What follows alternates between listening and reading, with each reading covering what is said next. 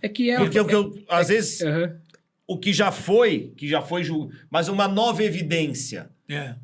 Que nem eu ouvi falar que a Jatobá queria contar alguma coisa. Se tem uma novidade sobre um caso, ele não pode ser reaberto? Então, até pode, mas eu não sei se ia ter alguma diferença na pena, porque a pena dela já foi semelhante à deles.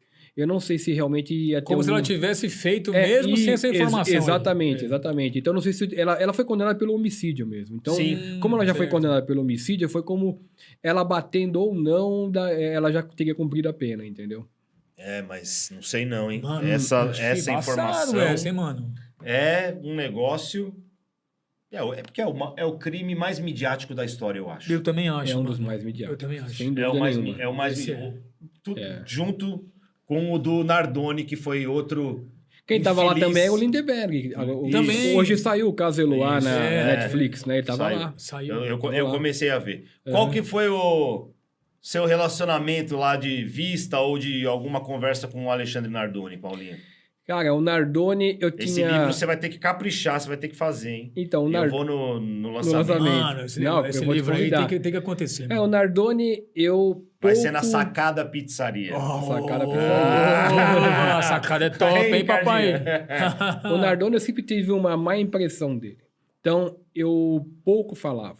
Era mais oi, tchau, mas eu, por estar na mesma cela, escutava conversar, aquela coisa toda. O Nardoni me chamou muita atenção a frieza com que ele contava o fato. Então, eu achava muito frio para um fato de você perder. Ainda se a versão que foi contada de defesa dele fosse verdadeira, que entrou gente na casa e tal, que não foi ele, que não foi a mulher. Uma história sem pé nem cabeça. Uma história sem pé nem cabeça e que, ainda que fosse essa a verdade... O cara contando essa história, não é possível que o cara não sinta uma emoção. É geladaço. Ele conta como se fosse um dia de trabalho que ele perdeu o trem. Outra coisa que me chamou a atenção foi o fato de ele ter uma tatuagem da menina no braço inteiro, o braço esquerdo dele. Ele tem essa tatuagem Ele tem essa tatuagem da Isabela Nardoni. Isso me chamou muita atenção Nunca porque... vi isso. Mas ele fez depois do acontecido? Então, eu nunca soube dele ter antes. Eu não posso afirmar. Certo. Mas eu sei que dentro eu vi, inclusive, né? Tava lá. Eu nunca vi ninguém falar sobre isso também. Então, eu também nunca vi em lugar nenhum. Como eu vi lá dentro, eu acho que pouca gente sabe, se é que alguém sabe. Não sei, eu sei que ele tem a tatuagem dela. Você viu mesmo? Vi a tatuagem dela. No braço esquerdo e tal. É até meio macabro de ver, convenhamos. É até meio estranho, para dizer a verdade. Até porque ele contou várias versões da história lá. E uma das versões que ele contou é uma versão também muito ruim para ele. Que é a versão de que a menina, de fato, a que é mulher dele agora, teria... Ana Carolina Jatobá. Teria batido na menina. Ele contou isso pra você? Não, pra mim não. Ele contou lá dentro. Lá dentro? Até porque ele não tinha convívio muito comigo. Era mais 8 anos. Mas pro outro isso, aqui... contou lá dentro. É um grupo lá, né? Isso. Ele contou isso lá. Contou isso lá dentro. Aí, ele contou várias versões. Sempre tem uma versão diferente, mas essa versão... Nunca é igualzinha, né? Que é a versão mais parecida com o que a polícia apurou, me parece mais parecida com a realidade, é a versão de que a mulher não gostava da menina, que não era a primeira vez que batia na menina, e que ela teria espancado a menina teria desacordado, a ponto dele achar que a menina estava morta. E aí teriam ligado o pai dele, e o pai dele teria dado a ideia do que ocorreu depois. O pai dele é advogado, né? O pai dele é advogado, e o pai dele... Aliás, o pai dele ia visitar ele todo final de semana também, entendeu? Essa é a história de lá. É uma história bem diferente. A história é lá de dentro. Isso, a história é lá de dentro, que ele contou para algumas pessoas, que também me contaram. Mas nessa história, para essas pessoas, ele fala que ele jogou a filha? Ele fala. Para essas pessoas, ele fala.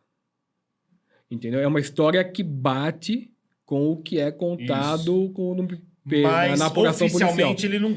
E o que mais deixa... Oficialmente não. Oficialmente ele não nega a história que aconteceu que entrou alguém lá. A história oficial é que entrou alguém e tal. E o que mais chama a atenção nesse caso, que deixa mais grave ainda, é o fato da menina não ter morrido, né? E que ela morreu... ele jogou ela viva. Jogou ela viva. E eu não lembrava, você lembrou, que parece que ela foi socorrida ainda, embora naquela altura não tinha mais o que fazer mesmo, mas ela, certamente, a queda foi o que aprofundou o negócio, né? Mas e ele tinha uma coisa também interessante lá, eu não sei como ele conseguiu. Foi até pela autópsia, tudo, né? Acho que é oficial sim. Isso. Uma coisa interessante também dele lá, que eu reparei, é que todo mundo lá, todo mundo tem o mesmo tratamento. E todo mundo tem um colchãozinho de merda, um colchãozinho que você sai com uma dor nas costas ferrada e o negócio deforma já no segundo dia, aquela coisa toda.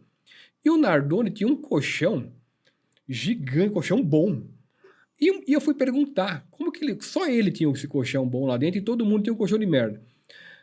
As versões foram conflitantes, mas a versão que mais prevalecia é de que ele conseguiu uma liminar para conseguir um colchão bom, porque ele apresentou um laudo o pai dele, né, das conseguiu. costas e não sei o que e tal. E ele conseguiu, por liminar, ele era o único cara que dormia num colchão bom. Mano, olha isso. Todo mundo dormia num colchão ruim, que não é nem colchão, é uma lâmina de... Só para não ser um chão puro. E ele tinha um colchão bom. Colchãozão mesmo, colchãozão é o único. E nunca arrumaram confusão com ele por causa disso? Não, lá na verdade, são crimes tão ruins que as pessoas cometeram lá, a maioria, 90% cometeu crimes tão ruins, que ninguém tem muito o que falar do outro lá. Então ali é uma coisa complicada. Um matou a mãe, o outro matou o pai, o outro matou os filhos, um estuprou. E o Nardoni, como que ele é no dia? Porque agora ele tá solto, os caras estão. Ele tá indo no mercado. Tá de boa. E com lá, a mulher, né? Com as pessoas, tá indo com a mulher. Com as pessoas que ele conversava, que eram mais ou menos as pessoas que ele trabalhava lá, que na série mostra ele num lugar que ele trabalhava lá, que de fato ele trabalhava. E com essas pessoas ele tinha um convívio mais como se fosse de amigo mesmo, assim, entendeu? E mais seco com os outros. Mas com as pessoas do métier dele e tal.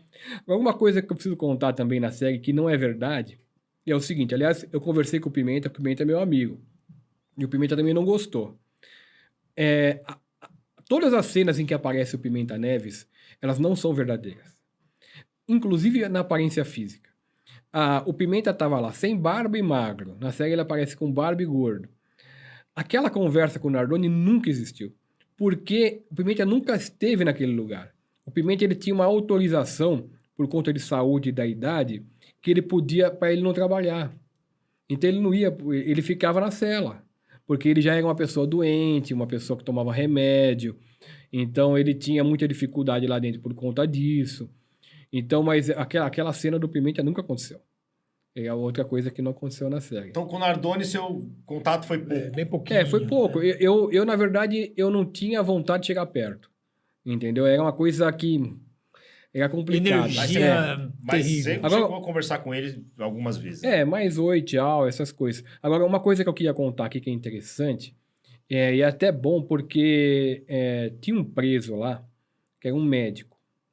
E esse médico, ele estava lá há alguns anos, e era ele quem, de fato, atendia os presos em Tremembé. O médico, que era o médico do Estado, que estava lá, ganhava o dinheiro dele sem fazer nada. Ele só assinava.